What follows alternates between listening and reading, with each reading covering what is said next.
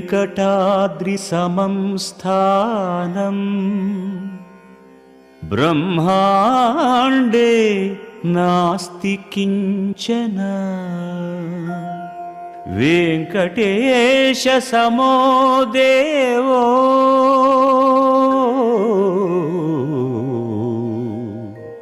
न भूतो न भविष्यति।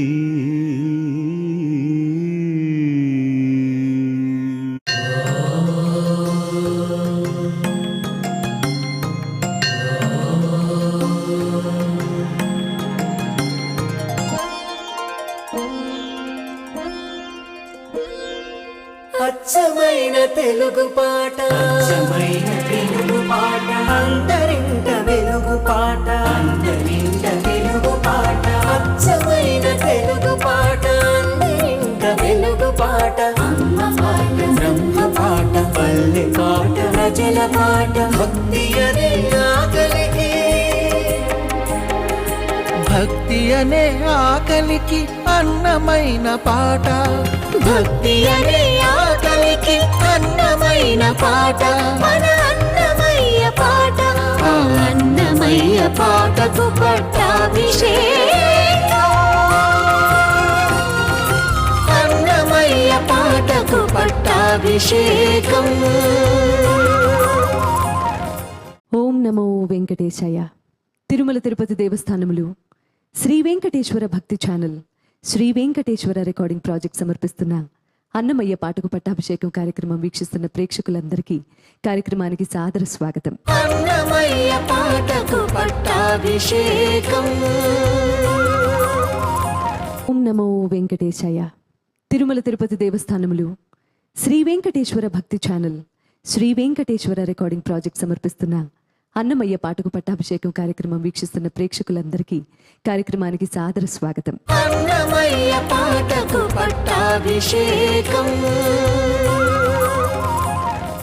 కార్యక్రమ ముఖ్య అతిథి సంప్రదాయ ఆధునిక సంగీతాల సమ్మేళనం, కవి గాయక స్వరకర్తల సమాహారం శ్రీ ఎంఎం కీరవాణి గారికి కార్యక్రమానికి సాదర స్వాగతం.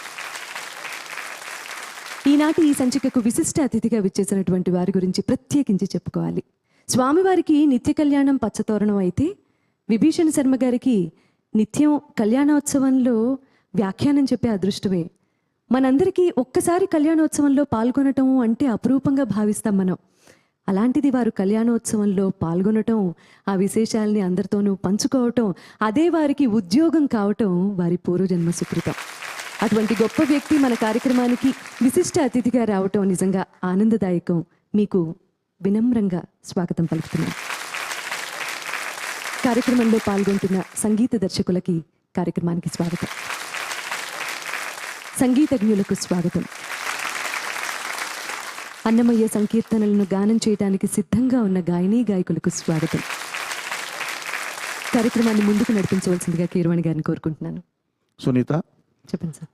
ఈ సంచికకి ఆదిగా నేదునూరు వారు స్వరపరిచిన ఆదిదేవ పరమాత్మ అనే సంకీర్తనను ఆలపించి ప్రారంభించు.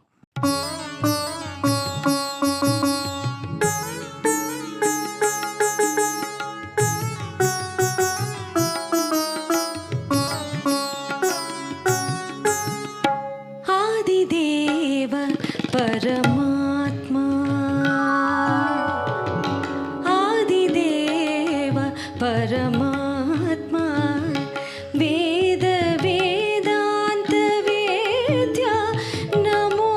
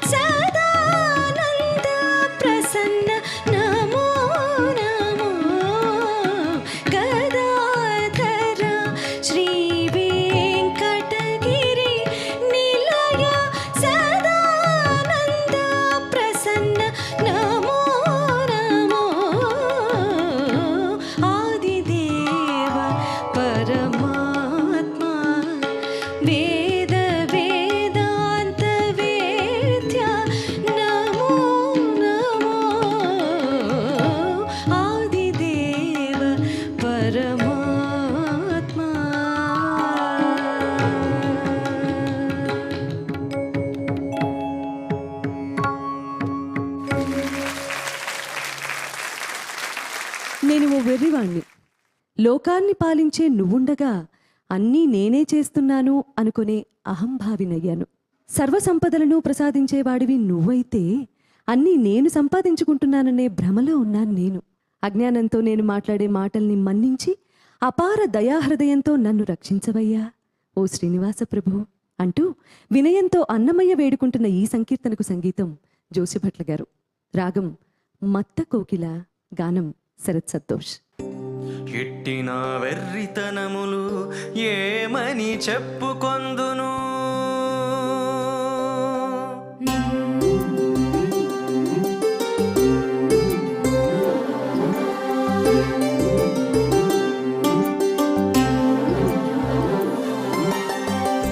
ఎట్టిన వెర్రితనములు ఏమని చెప్పుకొందును, నెట్టన ఇందుకు నగి నీవేదయ చూడవే. ఎట్టిన వెర్రితనములు ఏమని చెప్పుకొందును, నెట్టన ఇందుకు నగి నీవేదయ చూడవే.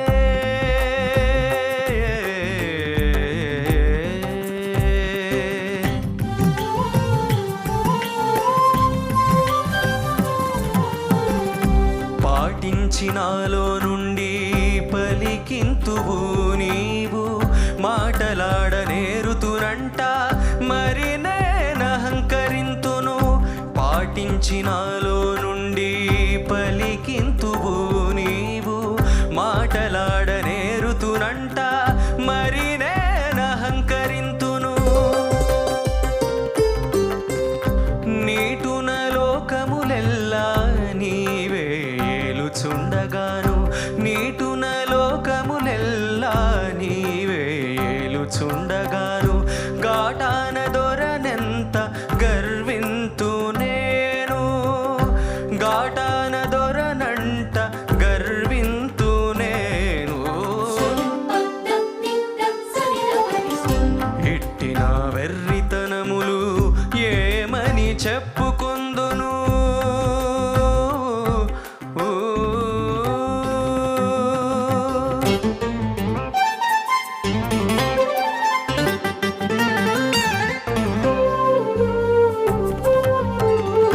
నెమ్మది ప్రజలనెల్లా నీవే పుట్టించగాను, కమ్మినేనే బిడ్డల గంటినంట సంతసింతును.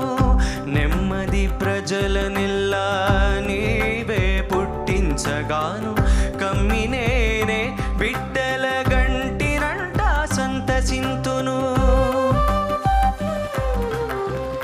సమ్మతి నీవే సర్వ సంపదలు నొసగగాను, సమ్మతి నీవే సర్వ సంపదలు నొసగగాను, ఇమ్ముల గడించుకొంటిని ఇవి నేనంటానెంతు, ఇమ్ముల గడించుకొంటిని ఇవి నేనంటానెంతు. ఎట్టిన వెర్రితనములు ఏమని చెప్పుకొందును,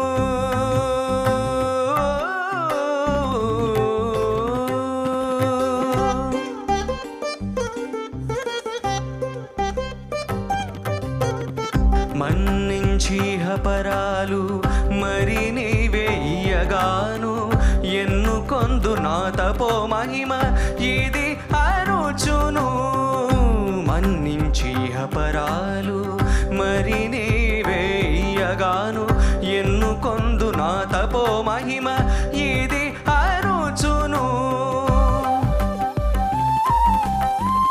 ఉన్నతి శ్రీ వెంకటేశ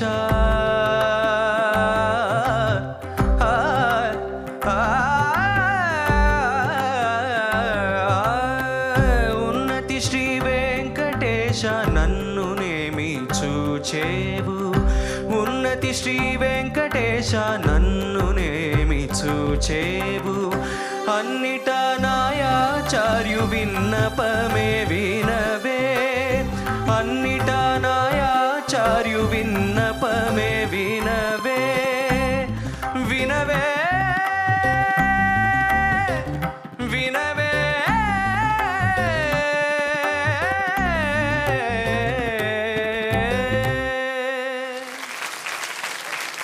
శరత్ సంతోష్. మధురంగా పాడిన వాళ్ళని చూశాను, గంభీరంగా భావయుక్తంగా పాడిన వాళ్ళు ఉన్నారు, సునాయాసంగా పాడిన వాళ్ళు ఉన్నారు, మంద్రస్థాయిలోను రకరకాల వాళ్ళు ఉన్నారు. నువ్వు ఈ పాట, ఈ సంకీర్తన నువ్వు అప్రమత్తుడు అయి పాడావు. ఎప్పుడు సంగీతం మొదలవుతుందా అని కరెక్ట్గా హుషారుగా ఉండి పాడిన విధానం నచ్చింది. అప్రమత్తతో చేయాలి ఏ పని చేసినా. జోసిపట్ల గారు, ఏ రాగం అండి ఇది? మత్త కోకిలండి. ఆరోహణ అవరోహణ చెప్పండి. సరే పద నిద సద నిద ప రే స. ఓహో, మధ్యమం రాదు. మధ్యమం ఉంది సరస్వతిలో, మధ్యమం అనేటువంటిది. ఇట్టిన వెర్రితనం అని గొప్పగా అనకూడదండి. ఇట్టిన వెర్రితనము, అదేంటి మేడం? ఎట్టిన వెర్రితనములు ఏమని చెప్పుకొందును. ఇట్టిన వెర్రితనము మధ్యమం లేదు, అయినా కానీ మీరు దాన్ని ఆ పంచమలో ఆపకూడదు. ఆపితే అదేదో నా వెర్రితనమే నాకు గొప్ప అన్నట్టుగా అనిపిస్తూ ఉంది. బాగుంది ఈ రాగం, చాలా చక్కగా యూజువల్గా వినబడే రాగాల కంటే మీరు చాలా కష్టపడి ఈ మత్త కోకిల అనే రాగాన్ని పరిచయం చేశారు. గత అధ్యాయంలో ఈ రాగంలో చేశారు ఎవరన్నా? ఇది ఫస్ట్ టైం ఈ వేదిక మీద. ధన్యవాదాలు, బాగుందండి, అభినందనలమ్మా. యా ప్రీతి పుండరీకాక్ష తవాగమన కారణాత్ సా కిమాఖ్యాయతే తుభ్యం అంతరాత్మ అసిదేహినాం. ఈ శ్లోకం వినే ముందు ఒక్క నిమిషం దాని నేపథ్యాన్ని వినమని కోరుతున్నా. ఎందుకంటే పరమాత్మ మహాభారత యుద్ధానికి ముందుగా వినడని తెలిసిన దుర్యోధనుడి దగ్గరికి వచ్చాడు. ఆయన సంధి చేయటానికి ఏదో ఆయన ప్రయత్నం ఆయన చేశాడు. అయిన తర్వాత రాజభోజనాన్ని దుర్యోధనుడు తినమని అడిగితే, నాకు అవసరం లేదు, ద్విషదన్నం నభుంజీత ద్విషంతం వా నభుంజయే. ద్వేషించేటువంటి వాడి ఇంట్లో మనం తినకూడదు, వాడిని పిలిచి మన ఇంట్లో భోజనం పెట్టకూడదు అని చెప్పి ఆ రాజోచితమైనటువంటి భోజనాన్ని విడిచిపెట్టాడు. తర్వాత భీష్మాచార్యులు వారు వాళ్ళ ఇంట్లో భోజనం సిద్ధం చేసుకుంటున్నారు. మేము గొప్ప ప్రతిజ్ఞ చేశాం కదా, రాజ్యత్యాగం, రాజయోగిని, కాబట్టి పరమాత్మ మా ఇంటికి వస్తున్నాడు నడిచి అని చెప్పి. కానీ ఆయన ఇంటికి వెళ్ళలేదు ఆయన, ఇంకా ఎందుకో ముందుకు వెళ్ళిపోతున్నాడు. మేము పెద్ద బ్రాహ్మణం కదా, కాబట్టి మా ఇంటికి వస్తున్నాడు పరమాత్మ, బ్రహ్మణ్యో బ్రాహ్మణ ప్రియ అని చెప్పి ద్రోణాచార్యుల వారు ఎదురు చూస్తూ, సిద్ధం చేయండి, విస్తరలేయండి, స్వామి వస్తున్నాడు మన ఇంటికి అని. వాళ్ళ ఇల్లు దాటిపోయాడు, కృపాచార్యుల వారి ఇల్లు దాటిపోయాడు. ఆయన అలా ఎక్కడికి పెడుతున్నాడు? విదురుడి ఇంటికి వెళ్ళాడు. జాతి చేత కానీ, అధికారం చేత కానీ, ఐశ్వర్యం చేత కానీ అన్నిటికీ దూరమైనటువంటి వాడు, సామాన్యమైనటువంటి వాడు, భగవంతుడినే నమ్ముకున్నటువంటి ఆ స్వామి ఆయన ఇంటికి వెళ్ళి, విదురుడి ఇంటికి వెళ్ళి అక్కడ భోజనం చేశాడు. భోజనం చేసిన తర్వాత, నీకు ఆనందం కలిగిందా అన్నాడు. అయ్యా, మామూలు వాళ్ళకైతే ఏదో చెప్పుకోవాల్సినటువంటి దౌర్భాగ్య స్థితి నాకు ఏర్పడుతుంది, అంతర్యామి నీకు నేను చెప్పుకోవాలా? యా ప్రీతి పుండరీకాక్ష తవ ఆగమన కారణాత్ సా కిమాఖ్యాయతే తుభ్యం అంతరాత్మ అసిదేహినాం. అంతర్యామిగా సర్వజీవుల యొక్క దహరాకాశంలో విరాజిల్లేటువంటి దివ్య చైతన్య స్వరూపుడివి నీకు నేను చెప్పుకోవాలా అన్నాడు. అన్నమాచార్యుల వారు కూడా అదే చెప్తున్నారు. ఈ పల్లవిలో ఉండే గొప్పతనం అదే. ఇక్కడ ఆయన వేసినటువంటి నెట్టన అనేటువంటి పదం ఉంది చూసారా? పద బంధాన్ని కేవలం అన్నమాచార్యుల వారి యొక్క పాటల్లో దర్శించాలి అనేటువంటి దృష్టి ఉండేటువంటి వాళ్ళకి ఈ ప్రయోగం చాలా బరువైనటువంటిది. నెట్టన ఇందుకు నగి నీవే దయచూతు, తప్పకుండా నీవే చూస్తావు.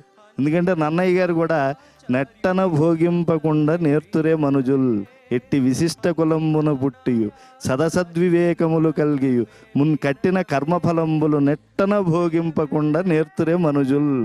కాబట్టి తప్పకుండా వాళ్ళు అది పొందుతారు. అంటే ఏదో నాకు తెలిసినంతలో ఇది నాదే అని నేను అనుకుంటున్నాను, కానీ నీ అనుగ్రహం ఉండేటువంటి వాళ్ళు తప్పకుండా నీ దయకు పాత్రులు అవుతారు, నువ్వే వారిని దయతో చూస్తావు. అయితే మానవుడైనటువంటి వాడు గర్విస్తాడు. ఒకడు బాగా మాట్లాడతాడు సభారంజకంగా, 10 మంది చేత చప్పట్లు కొట్టించుకుంటాడు, నాదెంత ప్రతిభ అని అనుకుంటాడు వాడు. అలాంటి వాళ్ళ గురించి చెప్తున్నాడు. పాటించి నాలో నుండి పలికింతువు నీవు మాటలాడ నేరుతనంట మరి నే అహంకరింతును. నేనేదో మాట్లాడాను అనుకుంటాను, కానీ అసలు మాటలే రానటువంటి వాడి చోట కూడా మాట్లాడించగలిగినటువంటి వాడు ఆయనే కదా. ముఖం కరోతి వాచాలం. ఒకసారి 5 ఏళ్ల వయస్సులో, చాలా పెద్దవాడని అనుకోకూడదండి ధ్రువుడు, ఆయన తపస్సు చేసినప్పుడు కేవలం 5 ఏళ్లవాడు. నారద మహర్షి ఉపదేశంలో ఆయన బాగా నిమగ్నమై లోపల పరమాత్ముని, ఆ వాసుదేవుణ్ణి చూసుకుంటున్నాడు. పరమాత్మ ఎదురుకుండా వచ్చి నిలబడినా ఆయన చూడట్లేదు. ఆయన లోపల ఉండేటువంటి పరమాత్మనే ఆయన చూసుకుంటున్నాడు. అప్పుడు ఏం చేశాడు, లోపల పరమాత్మ మాయమైపోయాడు. అప్పుడు కళ్ళు తెరిచాడు. అప్పటి వరకు లోపల కనిపించిన వాసుదేవుడు బయట కనిపించాడు. అప్పుడు అంతటి స్వామి కనిపిస్తే మాట్లాడాలి అని అనిపిస్తే ఏం మాట్లాడతాడు? మనం ఇన్ని మాటలు మాట్లాడేటువంటి మనమే ఓ పరమాత్మ నిజంగా ప్రత్యక్షం అయ్యాడు అనుకోండి, నోట్లోంచి ఒక్క పలుకు రాదు. అటువంటిది ధ్రువుడు ఏమీ పలకలేనప్పుడు ఆయన చేతిలో ఉండేటువంటి పాంచజన్యము అనేటువంటి శంఖాన్ని ఆయన దవడ మీద ఉంచాడు. అప్పుడు లోపల నుంచి, నాభి నుంచి, యోంతః ప్రవిశ్య మమ వాచమిమాం ప్రసుప్తాం సంజీవయత్యఖిల శక్తిధర స్వధామ్న అన్యాంశ హస్తచరణ శ్రవణత్వగాదీన్ ప్రాణాన్నమో భగవతే పురుషాయ తుభ్యం అని మహాద్భుతంగా ఆ యొక్క మధ్యమి వాక్కు, పరా పశ్యంతి మధ్యమ అంటారే, ఆ మధ్యమ రీతిలో వాక్కు నాభి నుంచి ఆయన యొక్క ముఖతః వచ్చింది. ఇలాగా ప్రతి వాక్యానికి భాగవతంలో ఒక అంశాన్ని నేను చెప్పానంటే ఈ పట్టాభిషేకం అంతా కూడా అయిపోతుంది. కాబట్టి ఒకటి చెప్పాను నేను. ఇలాగా ఏదో చిన్న అధికారం ఉంటే వాళ్ళు మొత్తం ప్రభుత్వం అంతా మాదే అని అనుకుంటారు. అలాగే లోకంలో కొంత నలుగురిని సంతానాన్ని కన్న తర్వాత నలుగురు బంధువులతో ఉన్నప్పుడు, అబ్బో నాకన్నా కుటుంబ పెద్ద ఎవరు, ఇంతటి కుటుంబం ఎవరికి ఉంది అంటాడు. అసలు ఈ 44 లక్షల జీవకోట్లను పుట్టించినటువంటి పరమాత్మ ఆయన నాభీ కమలంలోంచి బ్రహ్మను సృజించి ఆయన ద్వారా సృజన చేశాడు అనేటువంటి చింతన ఏర్పడితే స్వామి అంతటివాడో తెలుస్తుంది. అలాగే ఆ రాజాధిరాజాయ ప్రసహ్య సాహినే అని శృతి చేత కీర్తింపబడి సమస్త సంపదలకు అధీశుడైనటువంటి శ్రీనివాసుని ముందు మన సంపదల గర్వం ఎంత? ఈ కీర్తనలో స్వామి నా సంపదలు కాదు, నా కుటుంబ పెద్దరికం నా పెద్దరికం కాదు, నేను పొందేటువంటి పుణ్యకర్మల వల్ల పొందేటువంటి అభ్యున్నతి నాది కాదు అనేటువంటి భావన మనం ఆయన నుండి, అన్నమాచార్యుల వారి కీర్తన నుండి ప్రత్యక్షంగా మనం దర్శించాలి. తరువాత పరమాత్మ యొక్క చతుర్నాం పురుషార్థానాం దాతా దేవశ్చతుర్భుజ అనేటువంటి ఆ దివ్యతత్వాన్ని, మహత్వాన్ని కూడా మనం గ్రహించాలి.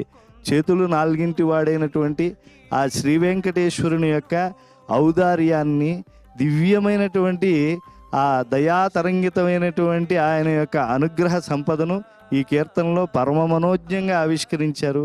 ఎన్నిసార్లు చదివినా ఈ కీర్తన స్వామి రూపం ఎలా నవనవోన్మేషంగా భక్తులకు కనిపిస్తుందో ఈ కీర్తన కూడా అలా కనిపిస్తుంది అని చెప్పి మీ అందరికీ మనవి చేసుకుంటున్నాను.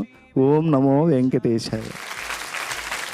ఈ కీర్తన సందర్భం అంతా చూసి లిరిక్ చదివినప్పుడు మత్త కోకిల అనే రాగం సరిపోతున్న భావనలో అనిపించింది. ఎందుకంటే అజ్ఞానంతో మంచు తిని మోగబోయినటువంటి కంఠం కలిగినటువంటి కోకిల మళ్ళా కొంత జ్ఞానాన్ని తెలుసుకుని వసంతకాలంలో వచ్చేటువంటి చివుళ్ళు తింటూ అప్పుడప్పుడే అజ్ఞానం నుంచి బయటకు వచ్చేటువంటి ఫీల్. అందుకని ఆ మత్త కోకిల అనేటువంటి రాగం సరిపోతుందనే భావంతో దీన్ని తీసుకోవడం జరిగింది. కొత్త రాగమైనా కూడా చాలా చక్కగా తను వాయిస్ రెండరింగ్ అది చాలా చాలా బాగుంది.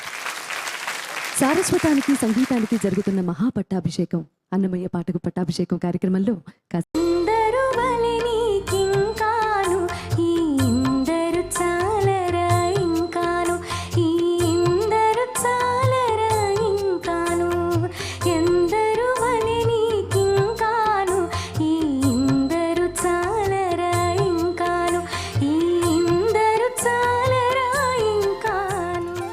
ஆயர்பாடி மாளிகையில் தாய் மடியில் கன்றினை போல் மாய கண்ணன் தூங்குகின்றாள் తాలేలో. ఎన్నైనా కలవు పనులెక్కడ చూచినా నీకు కన్నుల మా దిక్కు చూచి కరుణించవయ్యా. అన్నమాచార్యుల వారు కొన్ని శృంగార కీర్తనల్లో స్వయంగా తాను నాయికగా ఉంటారు, కొన్ని శృంగార కీర్తనలో అలమేలు మంగ పక్కన చెలికెత్తగా ఉంటారు. సకలోపాసకులకు నందును సగుణం దే ప్రమాణము సకల మునీంద్రులు పూజించే ఈ సాకారమే ప్రమాణము. మీరు పాడిందే ప్రమాణము అనిపించే విధంగా ఇక్కడ కూర్చున్న మిగతా గాయని గాయకులు భావించే విధంగా పాడారు. అన్నమయ్య పాటకు పట్టాభిషేకం